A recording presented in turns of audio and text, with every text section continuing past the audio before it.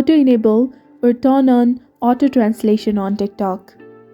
Hello everyone, this is Neha from Create, Login and Delete, and today in this video I'm going to talk about how can you enable or turn on auto translation on TikTok. To begin, open the TikTok application on your device and make sure that you are logged in. Tap on the profile icon, which is located in the bottom right corner. Next, click on the hamburger icon in the top right corner, followed by selecting Settings and Privacy from the pop-up menu. Scroll down in the Content and Activities section and tap on Language.